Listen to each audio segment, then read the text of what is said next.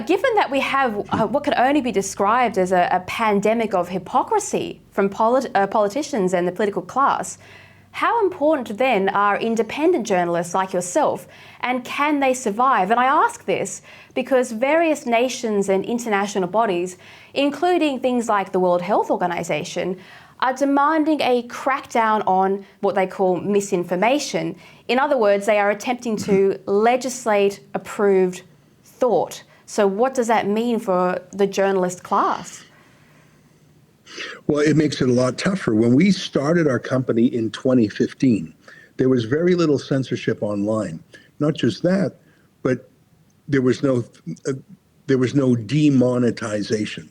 So Rebel News, in its first year and a half, we were on track to make $1 million a year just in those little skip now ads, you know, those little ads that pop up on YouTube. $1 million a year. You can hire a lot of journalists for that. But suddenly, we were completely demonetized.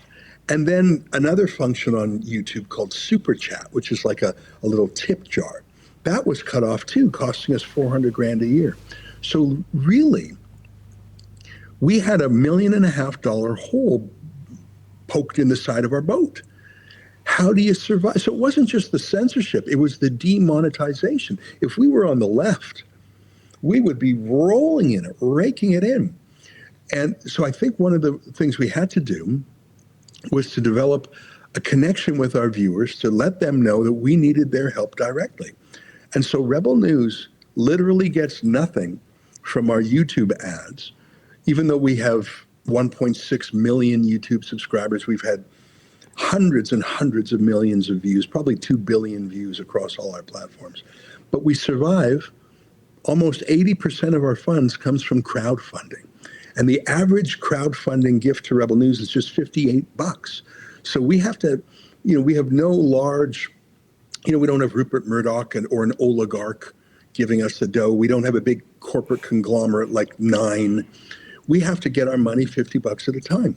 And I think that makes us very honest and transparent, and it makes us very independent. There's no one who could pick up the phone and call me and say, fire Avi Yamini, he's gone too far. Well, I mean, they can call me, but there's no one who holds that power over me or over Avi, because there's no one person or company or advertiser that has us over a barrel.